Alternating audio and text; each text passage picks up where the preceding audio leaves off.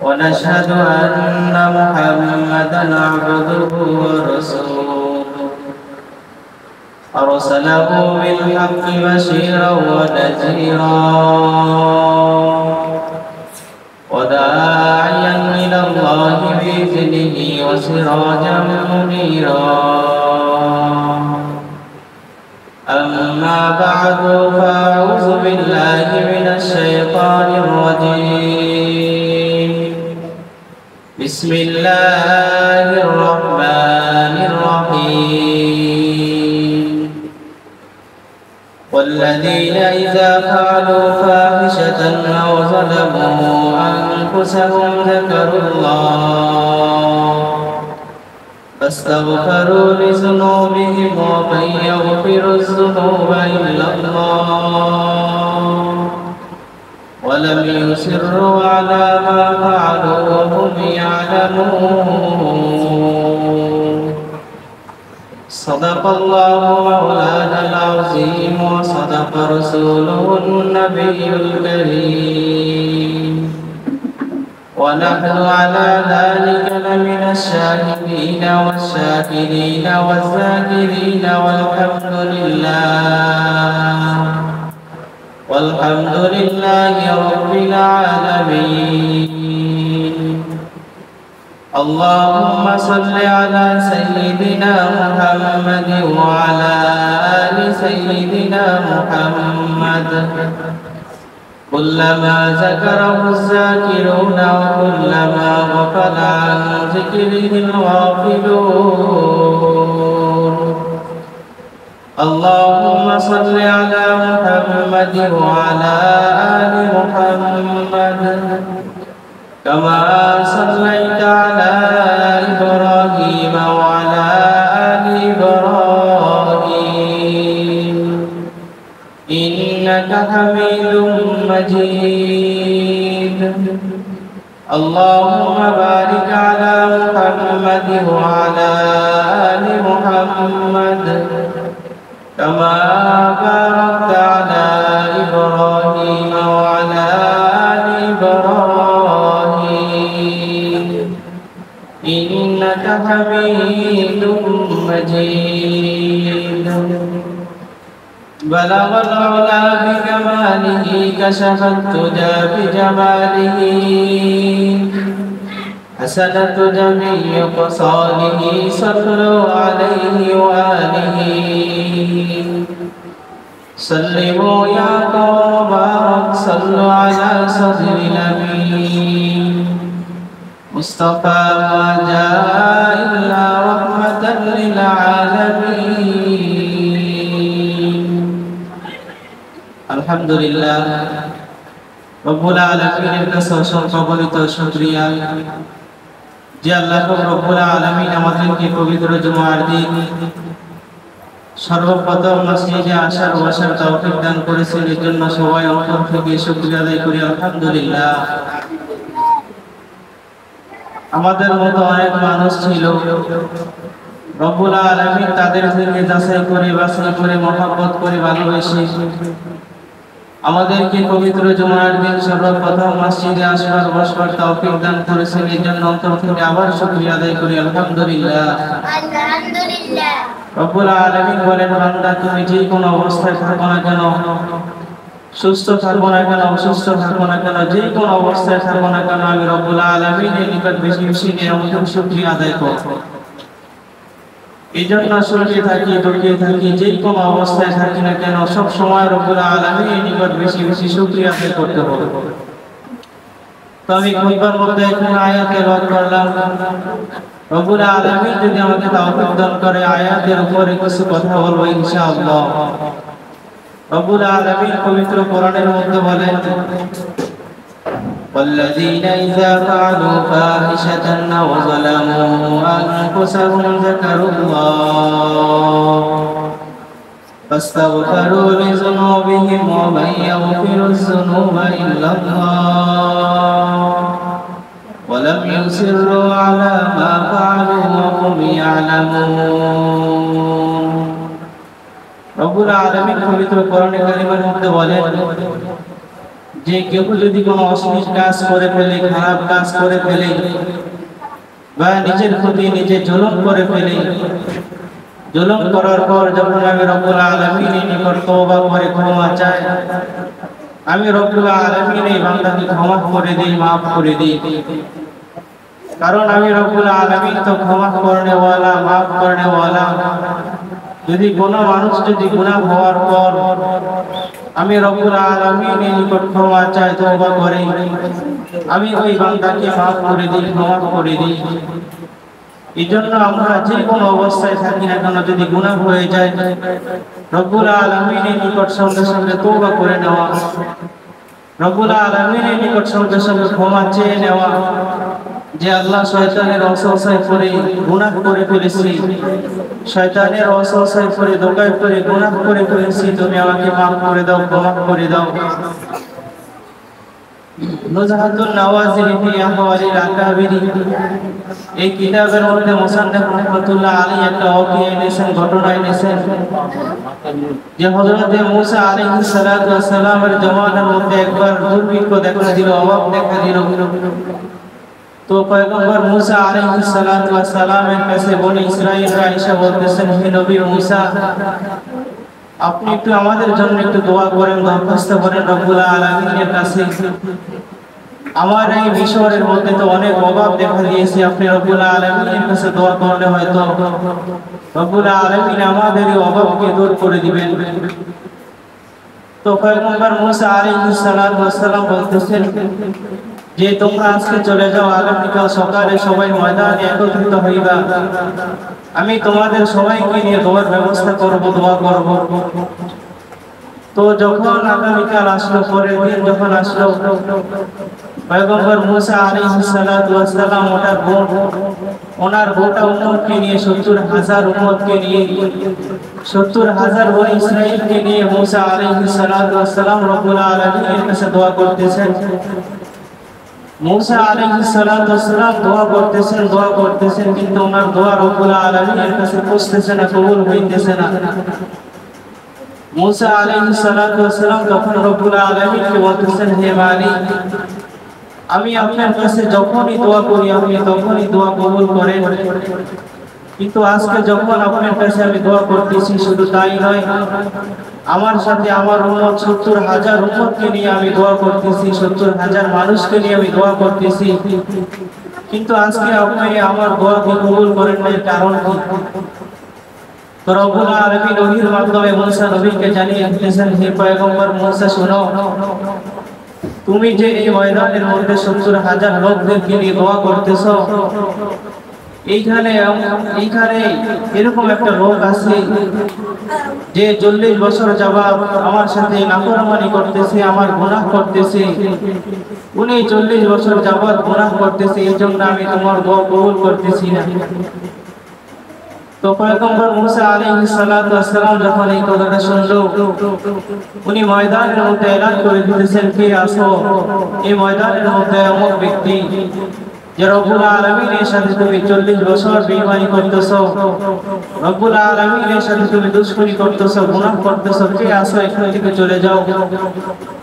পুরো ময়দানের মধ্যে যখন এই আওয়াজটা পৌঁছে গেল যে আল্লাহ তাআলার পক্ষ থেকে আওয়াজ আসলো, ময়দানের মধ্যে নাকি একজন লোক ৪০ বছর রব্বুল আলামিনের সাথে নাফরমানি করতেছে। এই আওয়াজটা যখন আসলো, আস্তে আস্তে ওই ব্যক্তির কানে এই আওয়াজটা পৌঁছে গেল, যেই ব্যক্তি ৪০,০০০ বছর রব্বুল আলামিনের সাথে বেঈমানি করতেছে, রব্বুল আলামিনের গুনাহ করতেছে। ওই ব্যক্তি যখন এই এলানটা শুনলো, এই কথাটা শুনলো, তো উনি ওই ময়দানের চারো পাশে তাকাইতে লাগলেন আর ভাবতেছেন, আমি কোথা দিয়ে বাইর হবো, এখানে তো ৭০,০০০ মুসলমান, এদেরকে তো ট্যাগ করে আমি এখান থেকে বাইর হইতে পারবো না, এখন আমি কি করব? আমি যদি এখান থেকে কষ্টে মষ্টে যদি বাইরে হই, তো মানুষ হয়তো আমাকে চিনতে পারবে, আমাকে দেখে বুঝতে পারবে যে আমি তো ৪০ বছর রব্বুল আলামিনের সাথে বেঈমানি করছি, রব্বুল আলামিনের গোলামি করি নাই, নাফরমানি করছি। মানুষ যদি আমাকে চিনে ফেলে তাহলে তো আমি আজীবন নাফরমানির সাথে থাকা লাগবে। আর যদি আমি এই ময়দান থেকে বাহির না হই, তাহলে তো রব্বুল আলামিন নবীর মাধ্যমে মুসা নবীকে জানিয়ে দিবেন, হে পয়গম্বর মুসা, এই লোক তো অমুক জায়গার মধ্যে আছে, তুমি ওখান থেকে তাকে বাহির করে দাও। ওই ব্যক্তি কথাগুলো ভাবতেছে আর বলতেছে, এত কথা ভাবার কোনো প্রয়োজন নেই, আমি তওবা করে আমি মুসলমান হয়ে যাই, আমি খাঁটি তওবা করে রব্বুল আলামিনের নিকটবর্তী হয়ে যাই। ওই ব্যক্তি তখন রব্বুল আলামিনের উপর তওবা করা শুরু করলো, রব্বুল আলামিনের উপর দোয়া করা শুরু করলো। রব্বুল আলামিন বলেন, ওই ব্যক্তির তওবাটা আমি কবুল করে ফেললাম এবং তওবা শেষ হইতে না হইতে আমি আসমান থেকে বৃষ্টির ব্যবস্থা করে দিলাম। তো পয়গম্বর মুসা আলাইহিস সালাতু ওয়াস সালাম সঙ্গে সঙ্গে সিজদায় পড়ে গেলেন এবং বলতেছেন, হে আল্লাহ, আপনি তো আমাকে বললেন এখানে একজন নাফরমান আছে যে 40 বছর আপনার ইবাদত করে না, বন্দেগী করে না, আপনার সাথে নাফরমানি করছে, গুনাহ করছে। ওই ব্যক্তিকে এখান থেকে বাহির করার জন্য আমি তো এখন ওনাকে বাহির করলাম না, আপনি বৃষ্টির ব্যবস্থা করে দিলেন, এর কারণ কি? তো আল্লাহ পাক রব্বুল আলামিন বলতেছেন, হে পয়গম্বর মুসা, যে ব্যক্তির কারণে তোমার মিশর শহরে বৃষ্টি বন্ধ হয়ে গিয়েছিল, ওই ব্যক্তির কারণে আমি রব্বুল আলামিন আমার বৃষ্টির ব্যবস্থা করে দিয়েছি। কারণ হলো, ওই ব্যক্তি যখন নিজের ভুলটা বুঝতে পারলো, ওই ব্যক্তি যখন নিজের নাফরমানির কথা বুঝতে পারলো, আমি রব্বুল আলামিনের উপর সঙ্গে সঙ্গে তওবা করা শুরু করে দিল। আর আমি রব্বুল আলামিন তো তওবা কবুল করনে ওয়ালা, আমি রব্বুল আলামিনের কাছে যখন যারা ক্ষমা চায় আমি তো ওদেরকে মাফ করনে ওয়ালা। আমার কাছে তওবা করতে দেরি আছে, আমি রব্বুল আলামিনের ওই উম্মতকে মাফ করতে দেরি করি নাই, এইজন্য সঙ্গে সঙ্গে বৃষ্টির ব্যবস্থা করে দিলাম। তো এই কথা দ্বারা বোঝা যায় যে আমাদের যখন গুনাহ হয়ে যাবে, গুনার পর যখন রব্বুল আলামিনের নিকট তওবা করব, ক্ষমা চাইব, রব্বুল আলামিন আমাদের সবাইকে মাফ করে দিবেন এবং আমাদের সম্মান ইজ্জতকে বাড়িয়ে দিবেন। রাসূল আকরাম সাল্লাল্লাহু আলাইহি ওয়াসাল্লাম একদিন রাসূলের দরবারে সমস্ত সাহাবায়ে কেরাম বসা। এরকম সময় একজন সাহাবীকে ডাক দিয়ে বলতেছেন, হে ফুজাইলা, তোমার ইসলাম ধর্মের কাহিনীটা আমাকে একটু শোনাও। রাসূলের সাহাবী হযরত ফুজাইলা রাদিয়াল্লাহু তাআলা আনহু বলতেছেন, ইয়া রাসূলুল্লাহ, আমি ইসলাম ধর্ম গ্রহণ করার আগে আমি অনেক খারাপ ছিলাম, আমি সুন্দর সুন্দর মহিলাদের সাথে জিনা করতাম, আমি মানুষ হত্যা করতাম, শুধু তাই নয়, আমার যখন যেটা মন চায় আমি তখন সেটাই করতাম। তো একদিন আবু জাহেল এলান করে দিল, যে ব্যক্তি মুহাম্মদকে হত্যা করতে পারবে তাকে আমি 100টা উট পুরস্কার দিব। তো আমি ফুজাইলা যখন এই কথা শুনলাম, আমি সঙ্গে সঙ্গে দাঁড়িয়ে বলতেছি, আবু জাহেল, আমাকে অনুমতি দাও, আমি মুহাম্মদকে হত্যা করব। তো আমি একটা তরোয়ার নিয়ে আল্লাহ রাসূল সাল্লাল্লাহু আলাইহি ওয়াসাল্লামকে যখন হত্যা করার জন্য অগ্রসর হলাম, তখন রাস্তার মধ্যে একজন সুন্দরী মহিলার সাথে আমার সাক্ষাৎ হলো। ওই সুন্দরী আমাকে বলতেছেন, হে ফুজাইলা, চলো আমরা জিনা করি। তখন ফুজাইলা রাদিয়াল্লাহু তাআলা আনহু বলতেছে, আমি একটা জরুরি কাজে যাইতেছি, তুমি রেডি হয়ে থাকো, আমি ওই জরুরি কাজটা শেষ করে আমি এসে তোমার সাথে জিনা করব। হযরত ফুজাইলা রাদিয়াল্লাহু তাআলা আনহু যখন রাসূলের দরবারের কাছাকাছি গেলেন, উনি গিয়ে দেখতেছেন আল্লাহ রাসূল সাল্লাল্লাহু আলাইহি ওয়াসাল্লাম খানায় কাবার মধ্যে তাওয়াফ করতেছে। তো ফুজাইলা রাদিয়াল্লাহু তাআলা আনহু বলল যে, আমি তো এখানে দাঁড়িয়ে থেকে আমার কোনো ফায়দা হবে না, আমি তাওয়াফ করা শুরু করে দেই। হযরত ফুজাইলা রাদিয়াল্লাহু তাআলা আনহু রাসূলের সাথে একটা নয়, দুইটা নয়, 6টা তাওয়াফ শেষ করলো। উনি 6টা তাওয়াফ শেষ করে দাঁড়িয়ে রইলেন।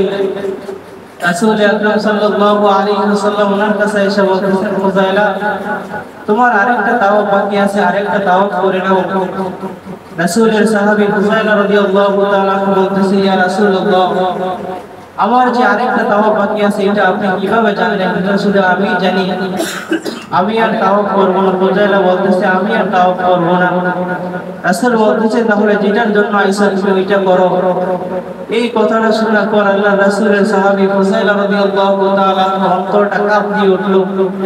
উনি বলতেছে, হায় রে, আমি যে রাসূলকে হত্যা করার জন্য আসলাম, মনে হয় আল্লাহ রাসূল যেটা জেনে ফেলেছে, এই জন্য এই কথাটা বলল। উনি সঙ্গে সঙ্গে বলতেছে, ইয়া রাসূলুল্লাহ, আপনি আমাকে এখন তওবা করান এবং সঙ্গে সঙ্গে মুসলমান বানিয়ে দেন। সাহাবায়ে কেরাম রাদিয়াল্লাহু তাআলা এরকম ছিলেন যে রাসূলের আখলাক দেখে, চরিত্র দেখে ওরা সঙ্গে সঙ্গে মুসলমান হয়ে যেত, তওবা করত। যদি কোনো সাহাবায়ে কেরাম রাদিয়াল্লাহু তাআলা গুনাহ করে ফেলত, ওরা রাসূলের হাতে হাত দিয়ে তওবা করে মুসলমান হয়ে যেতেন। বুখারী শরীফের মধ্যে একটা হাদিস আছে যে বনি ইসরাইলের মধ্যে একটা লোক ছিল, বনি ইসরাইলের মধ্যে একটা লোক ছিল, উনি 99টা খুন করছে। তো 99টা খুন করার পর ওনার মধ্যে যখন জাহান্নামের ভয় চলে আসলো, ওনার মধ্যে যখন কবরের ভয় চলে আসলো, হাসরের ভয় চলে আসলো, উনি হাঁটতে হাঁটতে এক আলেমের কাছে গেলেন তওবার নিয়তে, তওবা করার জন্য। তো আলেমের কাছে যখন বলা হলো যে হুজুর, আমি তো শয়তানের ওয়াসওয়াসায় পড়ে, শয়তানের ধোঁকায় পড়ে আমি 99টা খুন করে ফেলছি, আমার কি কোনো তওবার রাস্তা আছে? তো আলেম বলতেছে, হায় রে বেটা, তুই 99টা খুন করছ, আবার বলছ তোর তওবার রাস্তা আছে কিনা? তোর তো তওবার রাস্তা নাই, তোকে তো রব্বুল আলামিন কখনো ক্ষমা করবেন না। বনি ইসরাইলের লোক যখন এটা শুনলো, উনি সঙ্গে সঙ্গে আলেমকে হত্যা করে দিল। উনি 100টা খুন মাথায় নিয়ে আবার হাঁটতেছে, আবার একজন বড় আলেমের সাথে সাক্ষাৎ হলো। উনি আলেমকে বলতেছেন, হে হুজুর, আমি তো শয়তানের ওয়াসওয়াসায় পড়ে, শয়তানের ধোঁকায় পড়ে 100টা খুন করে ফেলছি, রব্বুল আলামিন কি আমাকে মাফ করবেন কিনা, আপনি আমাকে একটু বলে দেন। তখন ওই আলেম বলতেছে, হ্যাঁ, রব্বুল আলামিন তো মাফ করনে ওয়ালা, রব্বুল আলামিন তো তওবা কবুল করনে ওয়ালা। তুমি 100 খুন করছো বটে, তুমি যদি 200 খুন করতা, 1000 খুন করতা, রব্বুল আলামিন তোমাকে মাফ করে দিত। উনি যখন এই কথা শুনলো, তখন উনি বলতেছেন যে হুজুর, আপনি আমাকে একটু তওবা করে মুসলমান বানিয়ে দেন। তখন হুজুর বলতেছেন, না, আমি তোমাকে মুসলমান বানাইতে পারবো না, অমুক এলাকার মধ্যে চলে যাও, ওখানে আমার থেকে বড় বড় আলেম আছেন, ওদের কাছে গিয়ে তুমি তওবা করে মুসলমান হয়ে যাও। ওই বনি ইসরাইলের লোক যখন এই কথা শুনলো, উনি তওবা করার নিয়তে ওই আলেমদের উদ্দেশ্যে রওনা করলেন। হাদিসের কিতাবের মধ্যে লেখা, কিছু দূর যাওয়ার পর ওনার কাছে আজরাইল আলাইহিস সালাম এসে ওনার রূহটাকে নিয়ে চলে গেল, উনি ইন্তেকাল করলেন। তো আসমান থেকে দুইজন ফেরেশতা আসলো, একজন জান্নাতি ফেরেশতা আর একজন জাহান্নামী ফেরেশতা। জাহান্নামী ফেরেশতা এসে বলতেছেন, এই ব্যক্তি 100 খুন করেছে, আমি ওনাকে নিয়ে জাহান্নামে চলে যাব। জান্নাতি ফেরেশতা বলতেছে 100 খুন করেছে, কি হয়েছে? উনি তো তওবার নিয়তে রওনা করেছে তওবা করার জন্য। এই দুই ফেরেশতার মধ্যে ঝগড়াঝাটি শুরু হয়ে গেল। তো এরকম সময় রব্বুল আলামিন বলতেছে, হে ফেরেশতারা থামো, কি হয়েছে বলো। তখন জাহান্নামী ফেরেশতা বলতেছে, হে আল্লাহ, আপনার এই বান্দা 100টা খুন করেছে, আমি ওনাকে জাহান্নামে নিয়ে যাব। জান্নাতি ফেরেশতা বলতেছে, আল্লাহ, আপনার এই বান্দা 100টা খুন করেছে, কিন্তু তওবা করার জন্য যখন রওনা দিয়েছে, রাস্তার মধ্যে আজরাইল আলাইহিস সালাম আয়েশা ওনার রূহটাকে নিয়ে গেছে, এখন ওনার রূহকে আমি জান্নাতে নিয়ে যাব। তখন রব্বুল আলামিন এই দুই ফেরেশতার মধ্যে সুন্দর একটা ফয়সালা দিতেছেন যে, শোনো, তোমরা ঝগড়াঝাটি করো না, তোমরা একটু দেখো এই ব্যক্তি তওবার রাস্তাটা কি কম না বেশি। যদি তওবার রাস্তা কম হয় তাহলে ওনাকে জাহান্নামে নিয়ে যাও, আর যদি তওবার রাস্তা বেশি হয় তাহলে ওনাকে জান্নাতে নিয়ে যাও। তো ফেরেশতারা মাপ দিয়ে দেখেন যে ওনার তওবার রাস্তা কম, কিন্তু রব্বুল আলামিন তো রহমান, রব্বুল আলামিন তো ব্যক্তির মনের খবর জানেন। রব্বুল আলামিন কুদরতি মাধ্যমে এই তওবার রাস্তাটাকে অনেক লম্বা বানিয়ে দিলেন এবং ফেরেশতাদেরকে বলতেছেন, তোমরা আবার মাপ দাও। ফেরেশতারা যখন দ্বিতীয়বার মাপ দিলেন, দেখতেছে ওনার তওবার রাস্তাটা রব্বুল আলামিন অনেক লম্বা করে দিয়েছে। এই উসিলায় রব্বুল আলামিন ওনাকে মাফ করে দিয়েছেন। তো এই কথা দ্বারা আমরা বোঝা যায় যে উনি 100টা খুন করেছে, উনি এখনো তওবা করেন নাই, কিন্তু তওবা করার জন্য যখন রওনা করেছে, রব্বুল আলামিন এই উসিলায় ওনাকে মাফ করে দিয়েছে। আর আমরা তো কোনো খুনও করি নাই, রব্বুল আলামিনের সাথে মাঝে মাঝে নাফরমানি করি। রব্বুল আলামিন বলছে গুনাহ করো না, আমরা গুনাহ করি। গুনাহ হওয়ার পর রব্বুল আলামিন আমাদেরকে বলে দিয়েছেন, তোমাদের জন্য তওবার রাস্তা খোলা রাখছি, তওবা করো। যখন আমার কাছে তওবা করবা, আমি রব্বুল আলামিন তোমাদের গুনাহগুলোকে মাফ করে দিব এবং তোমাদের সম্মান ইজ্জতকে বাড়িয়ে দিব। বুখারী শরীফের মধ্যে আরো হাদিস পাওয়া যায় যে এক মহিলা একবার হযরত আবু হুরায়রা রাদিয়াল্লাহু তাআলা আনহুর কাছে এসে বলতেছে, হে আবু হুরায়রা, আমি তো শয়তানের ওয়াসওয়াসায় পড়ে জিনা করে ফেলেছি, তুমি আমাকে একটা তওবার রাস্তা বলে দাও। আমি যখন খানা খাইতে যাই আমার মনে হয় যে খানা আমাকে বলে তুমি তো একজন জিনাকারী মহিলা। আমি যখন জমিনের উপরে হাঁটি জমিন মনে হয় আমাকে বলে যে তুমি তো একজন জিনাকারী মহিলা, তুমি আমার উপর কিভাবে হাঁটো, তোমার কি লজ্জা করে না? হে আবু হুরায়রা, শুধু তাই নয়, আমরা এই জিনার মাধ্যমে আমার কিছুদিন আগে একটা সন্তান হয়েছিল, আমি এই সন্তানকে মেরে ফেলেছি। আবু হুরায়রা রাদিয়াল্লাহু তাআলা বলতেছেন, তুমি এটা কি করলা? তুমি জিনা করেছো, আল্লাহ তাআলা তোমাকে শাস্তি দিবে। কিন্তু একটা নিষ্পাপ ছেলেকে, নিষ্পাপ একটা মেয়েকে তুমি হত্যা করে ফেললা। আমি তোমাকে কোনো তওবার রাস্তা দেখাতে পারবো না, তুমি রাসূলের দরবারে চলে যাও। উনি যখন রাসূলের কাছে গিয়ে এই ঘটনাটা বললেন, এই কথাটা বললেন, রাসূল আকরাম সাল্লাল্লাহু আলাইহি ওয়াসাল্লাম ওই মহিলাকে সান্ত্বনা দিতেছেন, বলতেছেন, হে বোন, তুমি রাগ হও না, তুমি কোনো পেরেশান হও না, কারণ রব্বুল আলামিন বলেই দিয়েছে যে ব্যক্তি গুনাহ করবে, যে ব্যক্তি ঈমান আনবে, ঈমান আনার পর যদি শয়তানের ওয়াসওয়াসায় পড়ে গুনাহ করে ফেলে, রব্বুল আলামিন ওই বান্দাকে maaf করে দিবে। কারণ গুনাহ করার শক্তি রব্বুল আলামিন দিয়েছেন, ইবাদত করার শক্তি রব্বুল আলামিন দিয়েছেন।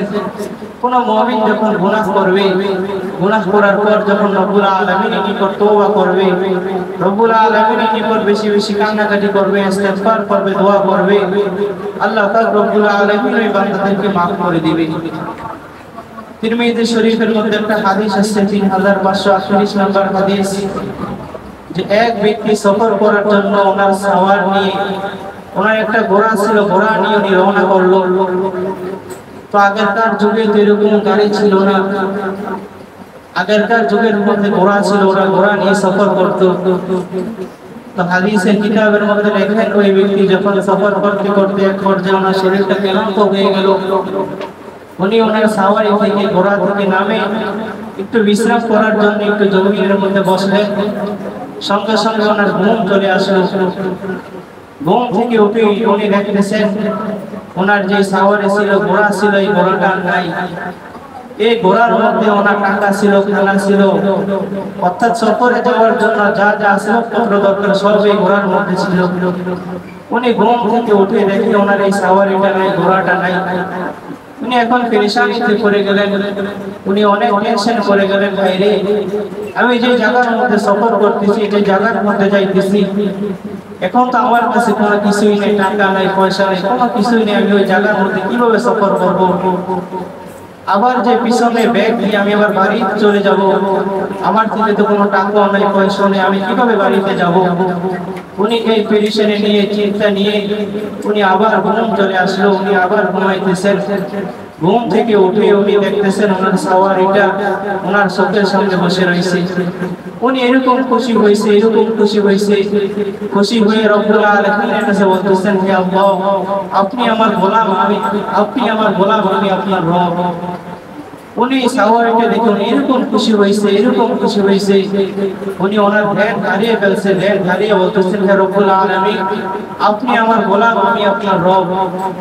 রাসূল আকরাম সাল্লাল্লাহু আলাইহি ওয়াসাল্লাম সাহাবায়ে কেরামদেরকে বলতেছেন, হে আমার সাহাবায়ে কেরাম, এই ব্যক্তি যেরকম ভাবে খুশি হয়ে উনি বলতেছে, রব্বুল আলামিন, আপনি আমার গোলাম, আমি আপনার রব।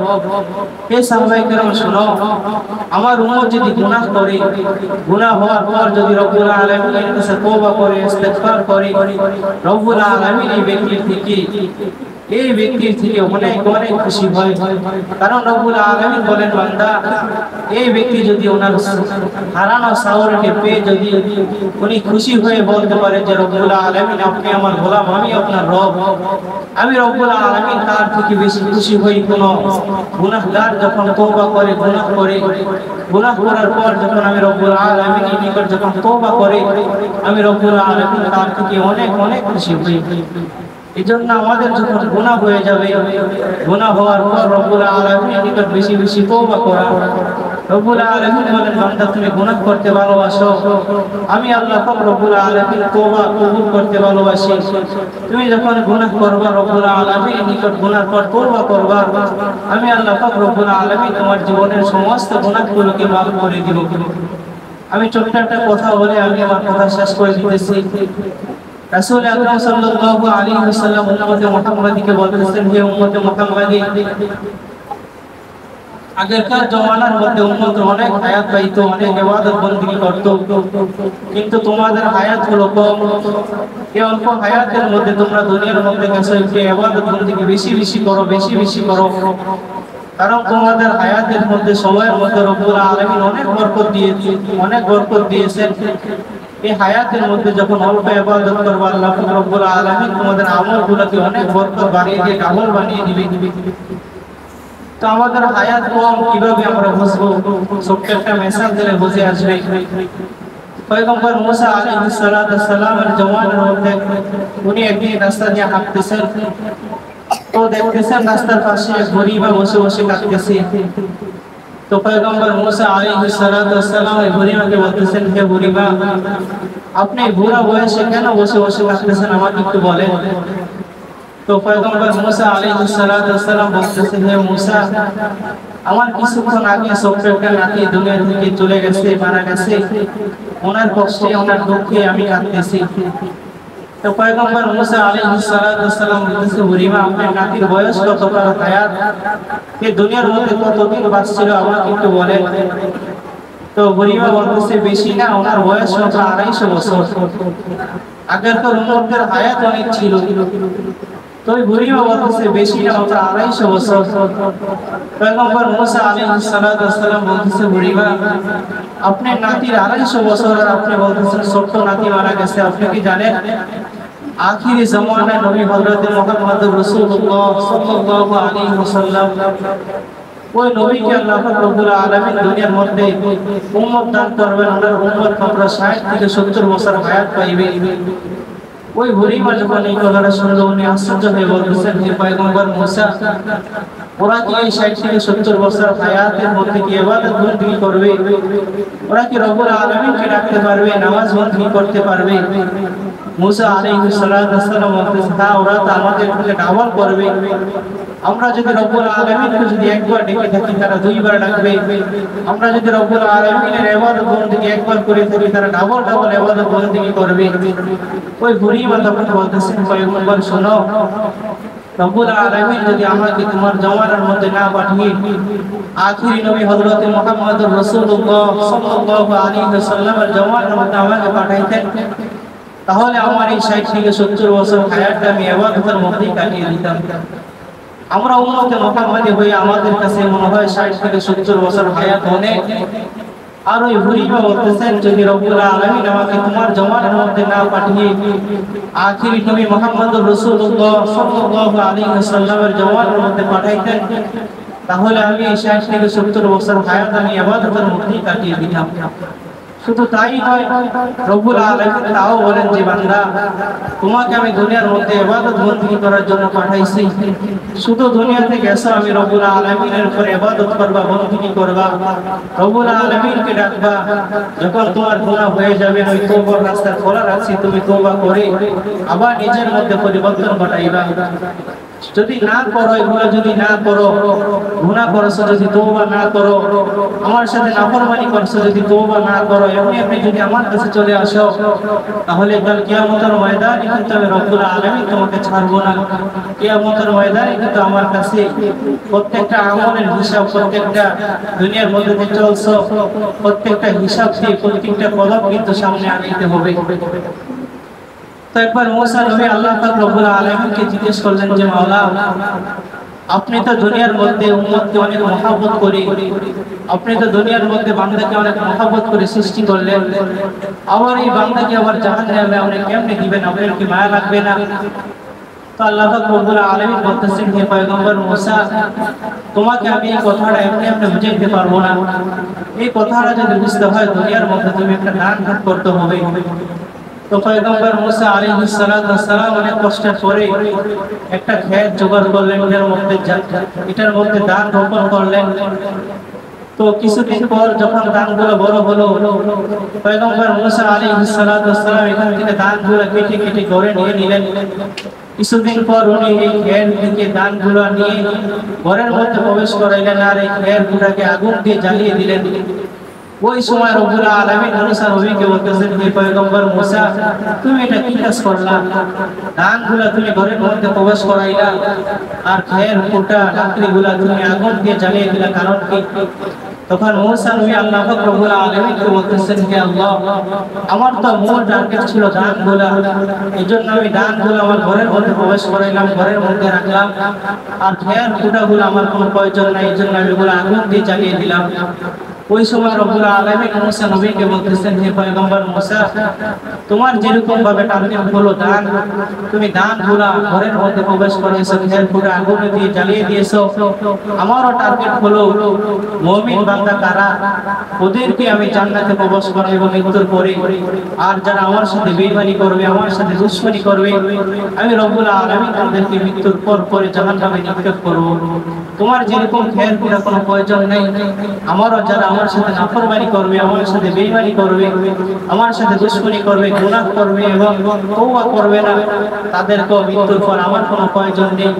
আমি জাহান্নাম বানিয়ে রাখছি, তাদেরকে মৃত্যুর পর পরে জাহান্নামের মধ্যে নিক্ষেপ করব। এই জন্য মেরে ভাই, আমরা যখন গুনাহ করে ফেলি, গুনাহ আমরা নিজে নিজে করি না, শয়তানের ওয়াসওয়াসায় পড়ে গুনাহ করি।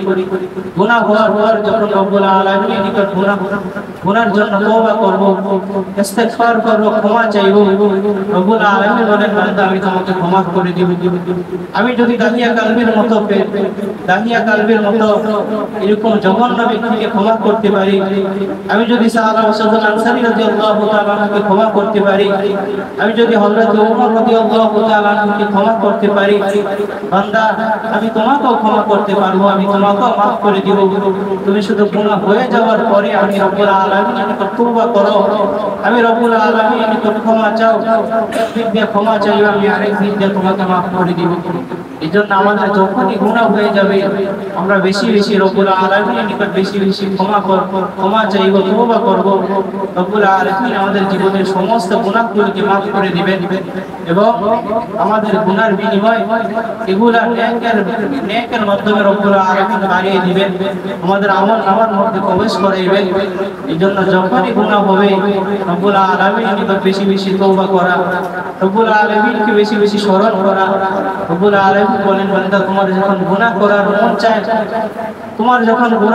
মন চায়, তুমি মৃত্যুকে বেশি বেশি স্মরণ করবা।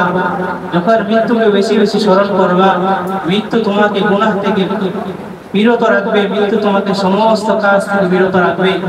কারণ মানুষ যখন মৃত্যুকে নিয়ে গবেষণা করে, উনি যখন মৃত্যুকে নিয়ে ভাবে, ওনার কাজ দ্বারা কোনো গুনাহ হয় না, ওনার কাজ দ্বারা শুধু রব্বুল আলামিনের আমল হয়। এই জন্য রব্বুল আলামিন বলেন, বান্দা তুমি যখন দুনিয়ার মধ্যে চলবা, সব সময় মৃত্যুকে স্মরণ করবা। যখন মৃত্যুকে স্মরণ করবা, তখন তোমার দ্বারা কোনো গুনাহ হবে না, তোমার হাত দ্বারা কোনো গুনাহ হবে না, তোমার পা দ্বারা কোনো গুনাহ হবে না। এই জন্য রব্বুল আলামিন আমাদের সবাইকে গুনাহ হয়ে গেলে বেশি বেশি তওবা করার তৌফিক দান করুন, সবাই বলে আমিন। এবং যে কথাগুলো বললাম, আমাদের সবাইকে খাঁটি নিয়তে আমল করার তৌফিক দান করুন, সবাই বলে আমিন। ওয়া আখিরু দাওয়ানা আলহামদুলিল্লাহি রাব্বিল আলামিন।